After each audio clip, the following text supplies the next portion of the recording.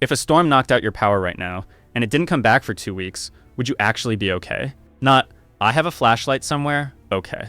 Actually okay. Because most people who think they're prepared for a disaster aren't. And it's not because they're lazy. It's because almost everything you've heard about emergency preparedness is either incomplete or just wrong. By the end of this video, you'll know exactly what you need, in what order, based on what FEMA, the CDC, and the Red Cross actually recommend. Not some prepper channel selling you a bunker kit. The real, boring, effective stuff that actually keeps a family safe when the power, water, or roads stop working for a while. Let's start with the problem. When people hear emergency preparedness, they picture one of two things. Either a giant backpack full of survival gear, like they're about to disappear into the woods. Or the opposite, nothing at all, because that stuff only happens to other people. Both of these are the wrong way to think about it. Here's the real number. In 2024 alone, the US had 27 separate weather and climate disasters that each caused over $1 billion in damage. That's not a typo. 27 in 1 year. Total losses were around $182 billion, and over 560 people died. And that's only counting the huge, expensive disasters. It doesn't count the smaller floods, local power outages, house fires, or winter storms that hit individual towns and families every single week. So disasters aren't rare, they're common. What's rare is being ready for them in a way that actually works. And here's the part that surprises people. FEMA did a survey in 2024 and found that 83% of people had taken at least a few preparedness steps. That sounds pretty good, right? But when you look closer, the story changes. Around 67% of people have some emergency supplies, but only 58% have an actual plan. Only 49% know their evacuation routes. That gap right there is the whole problem with how most people prepare. They buy stuff. They don't make a plan. And in a real emergency, a plan matters more than a pile of gear. So let's fix that. Let's build this the right way, starting with the thing almost nobody does first. Step 1, know what you're actually preparing for. This sounds obvious, but almost nobody does it. Preparing for a hurricane in Florida looks completely different than preparing for a wildfire in California or a blizzard in Minnesota. Before you buy a single item, figure out what actually threatens your area. Is it hurricanes? Flooding? Wildfires? Tornadoes? Extreme cold? Extended power outages? Look up your region's most common disaster type, because that decides almost everything else on this list. Step 2, make an actual plan before anything happens. This is the piece most people skip completely. A real plan answers a few simple questions. If you have to leave your home fast, where do you go? If your family gets split up, how do you find each other? Phones can lose signal or die in a disaster, so it helps to pick one out-of-town relative or friend that everyone calls or texts as a check-in point, since local lines can get jammed even when long-distance ones still work. Write these plans down, not just in your phone. On paper too, because if your phone dies or gets lost, a piece of paper in your bag still works. Step 3, information and warnings. In a disaster, the situation changes fast, and knowing what's happening in real time can be the difference between a scary night and a genuine tragedy. Sign up for your local emergency alerts. Most counties have a free system for this. Keep a battery-powered or hand-crank radio in your kit too, because if cell towers go down, radio broadcasts often still work. This is one of those boring recommendations that barely anyone follows, but it consistently shows up in official guidance for a reason. It's not exciting, it's just effective. Now here's where most emergency kit videos start, and where they're already getting it wrong. They jump straight to food, but water is actually more urgent, and most people underestimate it completely. FEMA's basic guideline is 1 gallon of water per person, per day, for drinking and basic sanitation. That's the minimum for a short, 3-day emergency. But if you're planning to stay home during a longer disruption, the Red Cross recommends going further, up to 2 weeks of water and food. Do the math on that for a second. A family of 4, storing water for 2 weeks, at 1 gallon per person per day, needs 56 gallons of water. That's not a couple of bottles in a cabinet. That's several large containers, and it takes up real space. This is exactly why water is the item people most underestimate when they're building a kit. And here's something almost nobody tells you. If your water gets contaminated, boiling it does not always fix the problem. Boiling kills bacteria, viruses, and parasites, and that's genuinely useful. But if the water is contaminated with certain chemicals or toxins, boiling does nothing for that. Same with a lot of portable camping filters. Many of them remove parasites just fine, but they don't remove bacteria or viruses. So don't assume any filter or any amount of boiling makes water automatically safe. Store clean water ahead of time instead of counting on being able to purify dirty water later. Now, a question that trips people up in the moment. Do you leave or do you stay? This is actually part of the plan you should make ahead of time, not something you figure out while a storm is already outside your window. If local officials issue an evacuation order, you leave. That's not up for debate, no matter how strong your house feels. But for a lot of other situations, like a winter storm or a shorter power outage, staying home and using your stay-at-home supplies is the safer and more realistic option. The key is deciding this in advance, based on the type of disaster common in your area, so you're not making a panicked decision at the last minute. If you do need to evacuate, know at least 2 different routes out of your area, because the most obvious road out of town is also the one everyone else will be trying to use at the same time. Next, health and medication. This is the part that generic survival kit lists almost always skip, and it can be the most dangerous gap of all. If someone in your home takes daily medication, you need extra supply set aside, not just what's in the weekly pill organizer.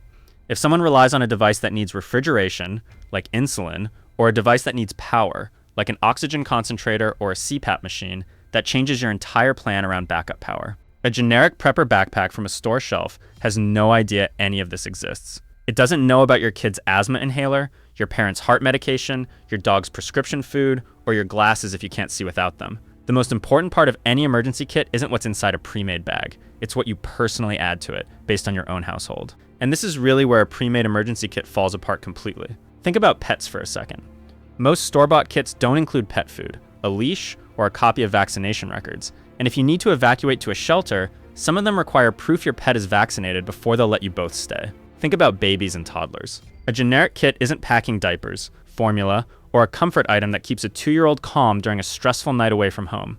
Think about older relatives. Hearing aid batteries, reading glasses, a cane or walker. These are easy to forget until the moment you actually need them and realize they're not there. None of this is meant to overwhelm you. It's meant to make one point clear. The most useful preparedness plan isn't the one with the most expensive gear. It's the one built around the specific people and animals actually living in your house. Now let's talk about power, because this is where things get genuinely dangerous, not just inconvenient. When the power goes out for an extended time, it doesn't just mean no lights. It means refrigerated food starts going bad. It means medical devices stop running. It can mean no heat in the winter or no way to cool down in extreme heat. The CDC specifically recommends planning backup power for any device or medication that truly matters to your household, because a blackout isn't just an inconvenience, it's a health risk for a lot of families. So naturally, people go buy a generator. Good instinct. But here's the part that gets people killed every single year, and I mean that literally. Portable generators produce carbon monoxide, a gas you cannot see or smell, and it can kill you in your sleep. The CDC is extremely clear on this. Never run a generator inside your house, your garage, or your basement, even with the door open. It needs to run outside, more than 20 feet away from any window, door, or vent. And you should have a battery-powered carbon monoxide detector in your home if you're using one at all. This single rule is more important than almost anything else in this video, because generators are supposed to make a disaster safer, and instead they end up being one of the leading causes of death after storms, simply from being used incorrectly. The same warning applies to charcoal grills and camping stoves. People bring them inside to cook when the power's out, and it creates the exact same carbon monoxide risk. If it burns fuel, it stays outside. No exceptions. This is honestly the theme running through half of this video. Some of the most dangerous moments in a disaster don't come from the disaster itself. They come from people trying to solve it the wrong way. Now, food and basic supplies. Not fancy survival food, just food your household can actually eat and prepare without power.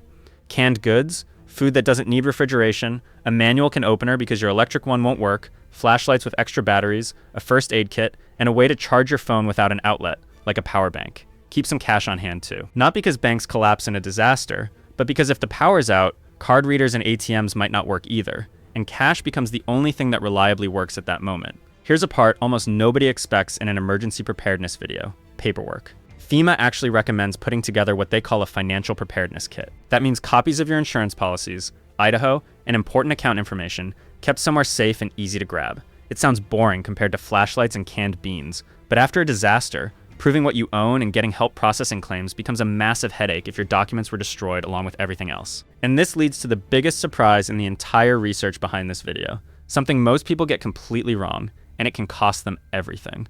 Most standard homeowners insurance policies do not cover flood damage. Read that again. If your home floods and you only have a normal homeowner's policy, you are very likely not covered. You need separate flood insurance for that. And here's the twist that catches even more people off guard. Nearly 1/3 of flood insurance claims between 2014 and 2024 came from areas that were not even officially labeled as high-risk flood zones.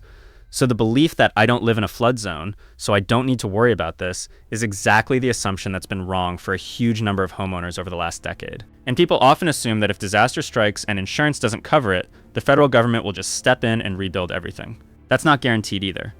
Federal disaster assistance usually depends on an official disaster declaration, and a lot of flood and storm events never get one. So the backup plan a lot of people are silently counting on often isn't actually there. This is the moment where the whole point of this video comes together. Emergency preparedness isn't really about a backpack full of gear. It's about closing the gaps between what you assume will protect you and what actually will. Assuming insurance covers everything. Assuming the government will step in. Assuming your phone will always have signal. Assuming boiling water fixes any contamination. Assuming a generator makes you completely safe. Every one of those assumptions has a hole in it, and disasters are exactly when those holes get exposed. So let's bring this all together into something you can actually use. Start by figuring out the real risks where you live. Then build an actual written plan with a meeting point and an out-of-area contact everyone knows. Sign up for local alerts and keep a battery radio as backup. Store water using the 1 gallon per person per day rule and aim higher than 3 days if you can, since 2 weeks is the safer target for staying home. Set aside extra medication and think through anyone in your home with medical needs, kids, pets, or mobility issues, since that shapes your whole plan more than any generic checklist. Plan your backup power carefully, and if you use a generator, it stays outside. Period, more than 20 feet from doors and windows.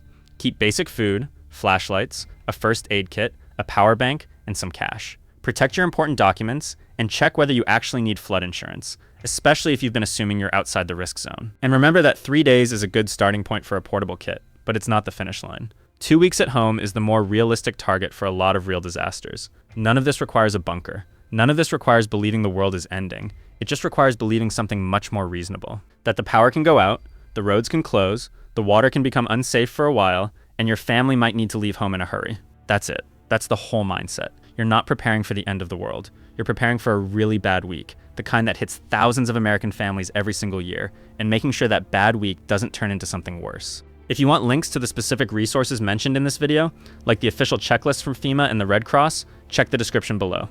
See you in the next one.